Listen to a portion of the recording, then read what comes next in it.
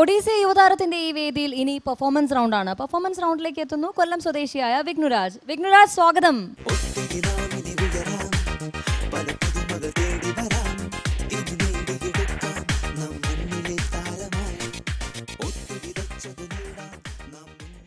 വിഘ്നുരാജ് വിഘ്നേശ്വരനെയൊക്കെ വിട്ടിട്ട് ശ്രീകൃഷ്ണ ഭഗവാന്റെ രൂപത്തിലേക്ക് മാറി. ഇന്നും കോമഡി ബേസ്ഡ് പെർഫോമൻസ് ആണോ? അതെ ചേച്ചി, അതെ. എല്ലാ പെർഫോമൻസിലും കോമഡിയുടെ ഒരു എലമെന്റ് കൊണ്ടുവരും. എന്താണ്, സീരിയസ് റോൾസ് പറ്റൂല? ചിരിപ്പിക്കുന്നില്ലേ എളുപ്പം? ചിരിപ്പിക്കുന്നത് വളരെ നല്ല കാര്യമാണ് അല്ലേ? ചിരിക്കുന്നത് നമ്മുടെ ആരോഗ്യത്തിനും നല്ലതാണ്. അപ്പോൾ അതിലും ഒരു നന്മയുടെ എലമെന്റ് ആണോ കാണുന്നത്? അങ്ങനെയും കൂട്ടായിരിക്കുന്നെങ്കിൽ ഒരു അഡ്വാൻറ്റേജ് ഇരിക്കട്ടെ. ഓക്കെ, അപ്പോൾ എന്തായാലും നല്ലൊരു പെർഫോമൻസ് തന്നെ ഞങ്ങൾക്ക് ഈ വേദിയിൽ പ്രതീക്ഷിക്കാമോ? ഉറപ്പായും. എല്ലാവിധ ആശംസകളും നേരുന്നു. ഓക്കെ വിഘ്നുരാജ്.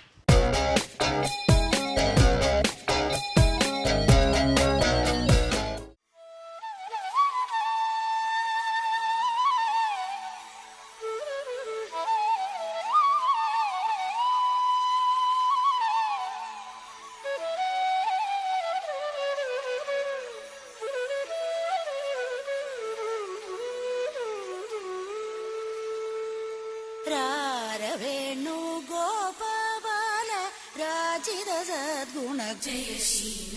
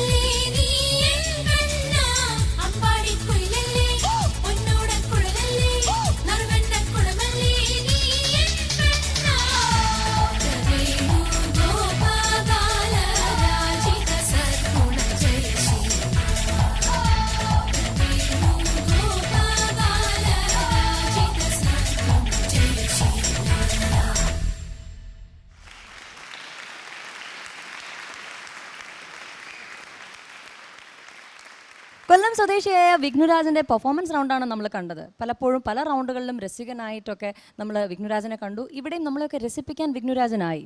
ഒരു നർത്തകൻ എന്നുള്ള നിലയിൽ എത്രത്തോളം തിളങ്ങാൻ നമ്മുടെ വിഘ്നുരാജനായി എന്നറിയണമെങ്കിൽ മാർക്സ് അറിയണം. അതിനൊരു ചെറിയ കാത്തിരിപ്പ് ആവശ്യമാണ്. ഒഡീസി യുവതാരം പവേർഡ് ബൈ മിനാറ്റി MT 500 ഒരു ഇടവേളയ്ക്ക് ശേഷം തുടരും. ഒരു ഏലിയൻ ആയിരുന്നു ശരിക്കും. പാട്ടിൻ്റെയും ഫുൾ ഗെറ്റപ്പ് അവിടുത്തെ ആൾക്കാരെ എല്ലാം മൊത്തത്തിൽ ഭയങ്കര രസമായിരുന്നു. വിഷ്ണുവിന് എത്ര ഗോപികമാരുണ്ട്? എണ്ണ അറിയത്തില്ല. എണ്ണിയാൽ ഒടുങ്ങാത്താണോ? ഇല്ല, ഒടുങ്ങും. പക്ഷേ 4 പേരുടെ പെട്ട് അല്ലേ വിഷ്ണു ഇത്രയും ബന്ധപ്പെട്ടെങ്കിലേ ശരിക്കുള്ള കൃഷ്ണൻ എങ്ങനെ മാനേജ് ചെയ്യുന്നു പലപ്പോഴും എനിക്ക് അതിശയം തോന്നാറുണ്ട്.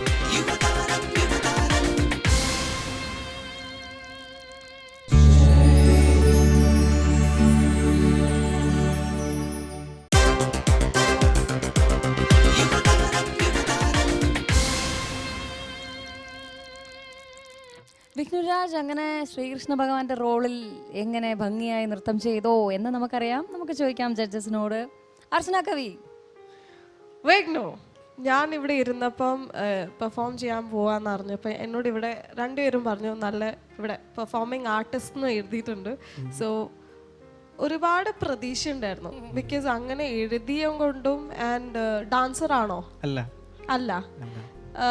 ബട്ട് മിമിക്രി ഇങ്ങനെ ഒക്കെ ചെയ്യുന്ന ഒരാളാണ്. ലൈക്ക് ഫേസ് കൊണ്ട് ഒരുപാട് ജെസ്റ്റേഴ്സും കുറേ ഉണ്ട് സ്റ്റഫുള്ള ആളാണ്. സ്പെഷ്യലി പെർഫോമിംഗ് ആർട്ടിസ്റ്റ് രീതിയിൽ. ആൻഡ് ഇത് പെർഫോമൻസ് റൗണ്ടാണ്. ഒരു ദിവസം കിട്ടിയുള്ളൂ. I understand. ഒരു ദിവസം കിട്ടിയിട്ടുണ്ട് എന്ന് ഞാൻ വിശ്വസിക്കാൻ. ഓക്കെ. ആൻഡ് ഇത്രയും ലൈക്ക് യുനോ ഇപ്പം നമ്മൾ എന്താ ചെയ്തതെന്നറിയോ? ഈ നമ്മളുടെ ഗ്രൂപ്പ് ഡാൻസേഴ്സിന് പോയി ഒരു ആഴ്ച മുമ്പ് അതെ പെർഫോമിംഗ് ആർട്ടിസ്റ്റ് പെർഫോമൻസ് റൗണ്ട് ഉണ്ട്, നിങ്ങൾ എന്തെങ്കിലും ഐറ്റം പ്രിപ്പയർ ചെയ്തോ, ഞാൻ അവിടെ വന്നിട്ട് എന്തെങ്കിലും കാണിച്ചോളാം. ആ ഒരു ഫീലിംഗ് വന്നത്. അവർ പക്കയായിട്ട് അവരുടെ കാര്യങ്ങൾ ചെയ്യുന്നുണ്ടായിരുന്നു. താങ്കൾ ഓളം ഉണ്ടാക്കിയിട്ടുണ്ട്. ഓളം ആ പാട്ടിൻ്റെയും ഫുൾ ഗെറ്റപ്പ് അവിടുത്തെ ആൾക്കാരെ എല്ലാം മൊത്തത്തിൽ ഭയങ്കര രസമായിരുന്നു. പക്ഷേ ആസ് എ ഇൻഡിവിജ്വൽ ഞാൻ നോക്കുമ്പം ഒന്നും ചെയ്തില്ല എന്ന് പറയാം. ഇത് ഞാൻ ചോദിച്ചു വാങ്ങിച്ച പാട്ടയച്ചു. അതായത് സ്റ്റെപ്സ് എനിക്ക് അത്രയ്ക്ക് ഫ്ലെക്സിബിൾ ആവുന്നില്ലായിരുന്നു. അപ്പോൾ അവർ ഇട്ടിരുന്ന നല്ലൊരു സോങ്ങും നല്ല സ്റ്റെപ്സ് ഒക്കെ ഉണ്ടായിരുന്നു. അപ്പോൾ ഞാനായിട്ട് ആവശ്യപ്പെട്ടാണ് എനിക്ക് കുറച്ചുകൂടെ ജെസ്റ്റേഴ്സ് എക്സ്പ്രസ് ചെയ്യാൻ പറ്റും. അല്ല, അതാ ഞാൻ പറഞ്ഞത്. ഇപ്പം നമ്മൾ ഒരു കോമാളി വേഷം കെട്ടുകയാണെങ്കിലും അതിന്റെ എക്സ്ട്രീംസ് ഉണ്ടല്ലോ. അതിന്റെ ഒരു മാക്സ് ഇതെന്താ എനിക്ക് തോന്നിയെന്നറിയോ? ഡാൻസ് കളിക്കാൻ അറിയില്ല, തട്ടിമുട്ടി ഞാൻ പോകണു, വണ്ടി ഓടുന്നോളം ഓടട്ടെ എന്ന് പറയില്ലേ, ആ ഒരു സംഭവമാണ് കാണിച്ചത്. നമ്മള് കോമാളിയാണെങ്കിൽ മാക്സിമം പോവാ, എന്താന്ന് വെച്ചാൽ ആ രീതിയിൽ മാക്സിമമേ പോവാ. ഇത് ഇവിടെയും ആയില്ല അവിടെയും ആയില്ലാത്ത ഒരു ഫീലിംഗ് ആണ് എനിക്ക് കിട്ടിയത്. ഞാനിങ്ങനെ വന്ന് നോക്കിയപ്പോൾ ചിരിക്കുന്നുണ്ട് എല്ലാവരും, നല്ല എനിക്കും ചിരി വന്നു ചില കാര്യങ്ങൾ. പക്ഷെ ഒന്നും പക്ക രജിസ്റ്റർ ആയില്ല. അതിൻ്റെ എനിക്കൊരു ഫീലിംഗ് ഉണ്ടായി. ആൻഡ് സ്പെഷ്യലി ഈ പെർഫോമിംഗ് ആർട്ടിസ്റ്റ് എഴുതി കൊണ്ടാണ് നമുക്ക് കൂടുതലും ഫീൽ ഉണ്ടാകുന്നത്. I M giving A 14 out of 30. Okay, thank you. Madhupal sir, നല്ലൊരു ക്ലൗണിന്റെ ഒക്കെ ഒരു ഫീലിലൊക്കെ കുറച്ചില കാര്യങ്ങളൊക്കെ വിഘ്നം നേരത്തെ ചെയ്തിരുന്നു അല്ലേ? നന്നായിരുന്നു. ഞാനും കുറച്ച് പ്രതീക്ഷിച്ചു അത്. കാരണം വെച്ച് കഴിഞ്ഞാൽ നമ്മളൊരു ബോഡി ഉപയോഗിക്കാൻ അറിയുന്ന ഒരാളായിട്ടാണ് എനിക്ക് തോന്നിയിട്ടുള്ളത്. ഒരു ഭാഷയുണ്ടാവായിരുന്നു, അത് കൃത്യമായിട്ട് ചെയ്തിരുന്ന ആൾ എന്ന രീതിയിൽ നമ്മൾ കണ്ടിരുന്നു. പക്ഷേ ഇതിനകത്ത് ഒന്നും കണ്ടില്ല വിട്ടു. എനിക്കൊന്നും ഫീൽ ചെയ്തില്ല. വെറുതെ വന്ന് നിന്നിട്ട് അവർ കളിക്കുന്നതിൻ്റെ ഇടയിൽ ഞാൻ ഈ നമ്മളുടെ ആൾക്കൂട്ടത്തിൽ ഒരുത്തൻ പെട്ടുപോയി, അവരെല്ലാം സിങ്ക്രണൈസ് ചെയ്ത ഒരു ഗ്രൂപ്പ് പോകുന്നു, അതിൻ്റെ ഇടയിൽ ഒന്നും അറിയാത്തൊരുത്തൻ ചാടി വീണത് പോലെ ആയിപ്പോയിട്ടുള്ളതാണ്. ഒരു ഏലിയൻ ആയിരുന്നു ശരിക്കും പറഞ്ഞാൽ എനിക്ക്. എന്നാൽ ആ ഏലിയൻ ഞാൻ ഇതിനകത്ത് ഞാൻ എന്ന് പറയുന്നൊരു കാര്യം കാണിക്കാമായിരുന്നു. അതും ഉണ്ടായില്ല. ആൾക്കൂട്ടത്തിൽ അറിയാതെ പോയി. അല്ലെങ്കിൽ എനിക്കറിയാവുന്നത് ഞാൻ ഇന്നൊരാളുണ്ട് എന്ന് തെളിയിക്കാനും പറ്റിയില്ല. ചോദിച്ചു വാങ്ങിക്കുമ്പോൾ നമുക്ക് പെർഫോം ചെയ്യാൻ പറ്റുന്ന, അല്ലെങ്കിൽ നമ്മളെ അറിയുന്ന, നമ്മളെ ഏറ്റവും കൂടുതൽ എക്സ്പോസ് ചെയ്യുന്ന ഒരു കാര്യമായിരിക്കണം ചോദിച്ചു വാങ്ങേണ്ടത് അല്ലേ? അതല്ലാതെ നമ്മളെ അറിയാത്ത ഒരാൾ നിങ്ങളവിടെ കളിച്ചോ, ഞാൻ എൻ്റെ ഇടയിൽ ഉണ്ടാവട്ടോ എന്ന് പറയുന്ന സാധനമാണോ വേണ്ടത്?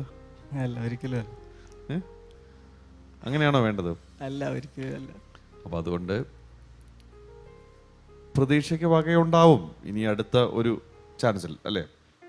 നമുക്കത് നോക്കാം. അങ്ങനെ ഒരു പ്രതീക്ഷയിൽ 10-ൽ 4 മാർക്ക്. മോഹൻകുമാർ സർ. വിഷ്ണു ഈ 4 ഗോപികമാരുടെ ഇടയിൽപ്പെട്ട് വെള്ളം കുടിച്ചു പോയല്ലേ? കഴിഞ്ഞ ഉടനെ വെള്ളം മേടിച്ച് കുടിക്കുന്നുണ്ടോ?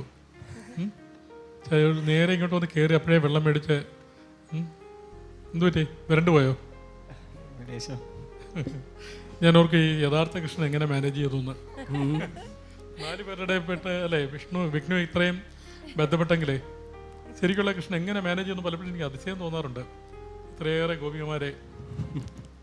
ഞാൻ വളരെ പേഴ്സണലായി ഒരു ചോദ്യം ചോദിച്ചോട്ടെ. സാർ വിഷ്ണുവിന് എത്ര ഗോപികമാരുണ്ട്? പറയാൻ പറ്റില്ലേ? പറയണ്ട. എന്നാ അറിയത്തില്ല. എണ്ണില്ല. എണ്ണിയാൽ ഒടുങ്ങാത്താണോ? ഇല്ല, ഒടുങ്ങും, പക്ഷേ എന്നാലും. ഈ മധു പറഞ്ഞൊരു പ്രശ്നമാണ്, ഇവിടെ ഒരു സിങ്ക് ഇല്ലായിരുന്നു, അതിനകത്തൊരു സിങ്ക്രണൈസേഷൻ ഇല്ലായിരുന്നു. 4 ഗോപികമാരും തമ്മിലുള്ളൊരു കോർഡിനേഷൻ ഉണ്ടായിരുന്നു. അവർ വളരെ എക്സ്പ്രസീവ് ആയിരുന്നു, അവരുടെ എക്സ്പ്രഷനിൽ പ്രണയം ഉണ്ടായിരുന്നു. പക്ഷേ വിഷ്ണുവിൻ്റെ മുഖത്ത് കൃഷ്ണൻ്റെ യാതൊരു സാന്നിധ്യവും കണ്ടില്ല. കൃഷ്ണൻ ഭയങ്കര പ്രണയപരവശനൊക്കെയാണെന്നാണ് നമ്മൾ സാഹിത്യത്തിൽ വായിച്ച് മനസ്സിലാക്കിയിരിക്കുന്നത്. നമ്മുടെയൊക്കെ സങ്കല്പത്തിലുള്ള കൃഷ്ണനും അങ്ങനെയാണ്. പ്രത്യേകിച്ച് രാസലീലയിൽ ഒരു രാസലീല നൃത്തമായിരുന്നു അത്. അപ്പം അതിൻ്റെ ഒരു എന്താ പറയുക, ഒരു കോമഡി വേർഷനാണെങ്കിൽ പോലും, പക്ഷെ അപ്പോഴും കൃഷ്ണൻ്റെ മുഖത്തുണ്ടാകുന്ന ആ ഒരു ഇതില്ലേ, എക്സ്പ്രഷനൊന്നും വിഷ്ണു എങ്ങനെയെങ്കിലും ഒന്ന് ഇതൊന്ന് കഴിച്ച് കൂട്ടണം എന്നുള്ളൊരു മട്ടിലിങ്ങനെ, മധു പറഞ്ഞ പോലെ നിങ്ങളെ കളിച്ചോ ഞാൻ നിങ്ങളുടെ കൂടെ നിൽക്കാം എന്നുള്ള മട്ടിൽ ഇങ്ങനെ ഒരു ആൾക്കൂട്ടത്തിൽ തനിയെ ആയിപ്പോയൊരവസ്ഥയായിരുന്നു. അതുകൊണ്ട് ആ പെർഫോമൻസിന് ആ ഒരു ചാം കിട്ടാതെ പോയി. പിന്നെ നേരത്തെ പറഞ്ഞ അർച്ചന പറഞ്ഞ ഒരു ഓളം, പാട്ടിൻ്റെ ഒരു ഓളവും ഒക്കെ ഉണ്ട്, അതുകൊണ്ട് അത് സ്വാഭാവികമായിട്ട് ആ പാട്ടിന് ആ ക്രെഡിറ്റ് കൊടുക്കേണ്ടത്. പക്ഷേ വിഷ്ണുവിൻ്റെ പെർഫോമൻസിലൂടെ ആ ഒരു ഓളം ഒന്ന് ക്രിയേറ്റ് ചെയ്യാനായിട്ട് കഴിഞ്ഞിട്ടില്ല, ആ ഒരു ഇമ്പാക്റ്റ് ഉണ്ടാക്കാൻ കഴിഞ്ഞില്ല. വിഷ്ണു നല്ലൊരു പെർഫോമറാണെന്ന് ഞാൻ കേട്ടിട്ടുള്ളത്, നല്ലൊരു മിമിക്രി ആർട്ടിസ്റ്റാണ് അല്ലേ? മൈം ചെയ്യും.